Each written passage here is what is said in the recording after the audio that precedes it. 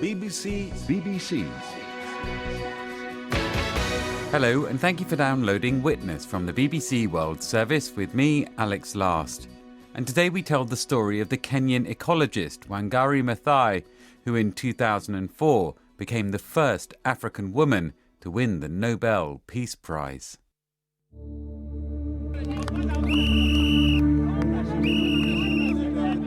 My mother was often asked, "Were you afraid?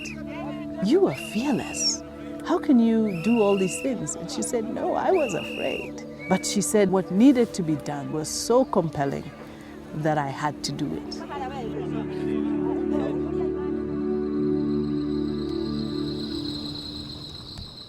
She grew up surrounded by nature, surrounded by the beauty of nature. Wanjira Mathai is Wangari's daughter. She grew up in Nyeri, in the highlands of Kenya, which she considered to be the most beautiful part of this world. She described in such vivid terms her encounter with tadpoles, rapids around rocks, and she would spend hours and forget that she had been sent to fetch water, and she would spend time playing with the environment. I think that had a lot to do with it. I also remember her describing her mother being a farmer. Her mother grew all the food that they ate, and she had a small piece of land within hers where she asked my mother to grow her crops. And my mother enjoyed so much her interaction with the soil. It was clear early on that Wangari Maathai was very bright. She goes away to school, to university out in the United States, and she comes back and joins the university as a very young member of academic staff.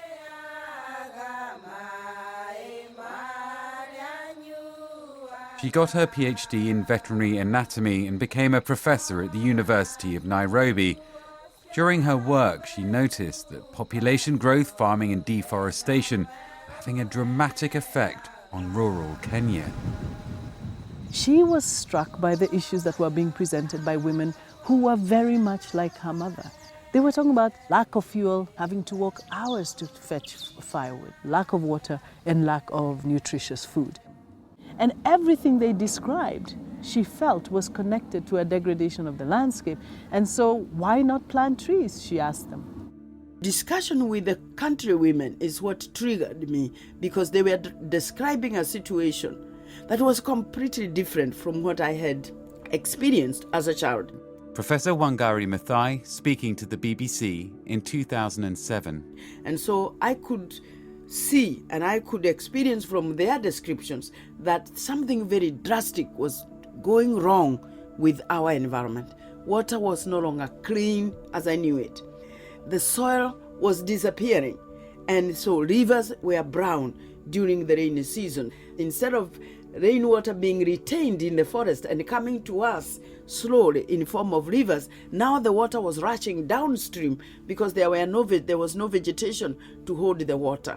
So these descriptions gave me the inspiration where I told the women, let us plant trees. She founded the Greenbelt movement in 1977 to help women plant trees and at the same time begin to understand how to heal the land themselves. It's 50 million trees now and counting. But very quickly the Greenbelt movement became more than just about planting trees, because we had an extremely dictatorial government and we had a one-party system. Public land was being parceled out to the friends of the administration of the day. And so protecting these spaces necessarily becomes political. One area that was under threat was the Karura forest on the outskirts of the capital Nairobi. In theory, it was protected by law. But it became apparent that parcels of the land were being illegally sold off and developed. Professor Wangari Maathai and the Greenbelt movement went into action, planting trees and confronting the developers. Karura Forest was by far one of the scariest battles. It was vicious. We invited members of the public to come and help us plant the trees, but I think what is happening now is that people are showing a lot of anger because nobody knew the extent to which the forest is actually destroyed. In one clash, protesters set fire to buildings and equipment used by the developers, while contractors hired thugs to protect their plots and attack protesters. Wangari herself was clubbed in the head. But they were there with the full knowledge of the police. So we are not really fighting facts, we are fighting the government. She got very physically hurt. She was in hospital, but she survived. And so whenever she survived, she knew it was time to go back and finish the work of saving the park. The battle to save Karura went on for years, but ultimately the Green Belt movement won. While saving Karura Forest, Wangari Maathai also turned her attention to saving the only green space in downtown Nairobi, Uhuru Park, and she became involved in other human rights campaigns too. The Green Belt movement and mothers of political prisoners of the day chose to stage a sit-in in Uhuru Park, a hunger strike. And these mothers decided they would sit there for as long as it took to get their children out of jail. And my mother decided to wait with them. And so they said they would wait as long as it took. I have no idea where these policemen are taking me now. I have done nothing. To challenge the president and the party of the day, that was gutsy. She was beaten up, threatened and arrested numerous times, but she pressed on. You know, for us, this was our mother, so we just saw her as normal, barefoot, walking around in the kitchen, eating dinner with us. We tried to stop her. We tried to say, well, why do you really have to? But she was not to be stopped. I mean, she was so resolute. And, for us as children, I have 2 brothers.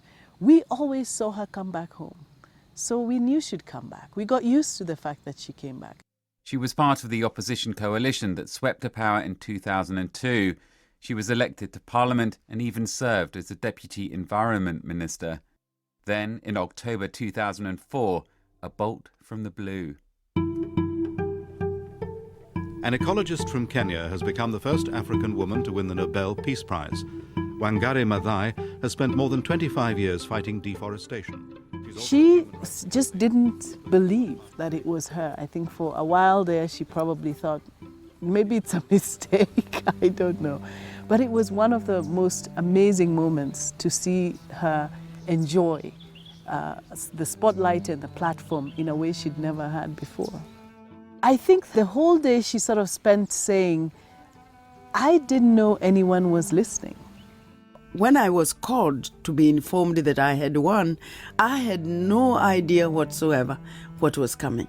And I must tell you, you almost don't believe it, actually. It is impossible to understand the impact it would have on your life. She took a conservation message around Africa and around the world. But then suddenly she became ill. All her life, my mother was healthy. And so when she was first diagnosed as ovarian cancer, stage 4 ovarian cancer, then it was quite a shock. My mother died on September 25th, 2011. She's left quite a legacy, I think. Certainly for us as Kenyans, as women, as Africans, I think the fact that one woman from the highlands of Kenya could be such a potent force for change remains one of the most inspiring things for me. And each of us can do something. It doesn't have to be big. And the little things we do eventually will create this wave of change.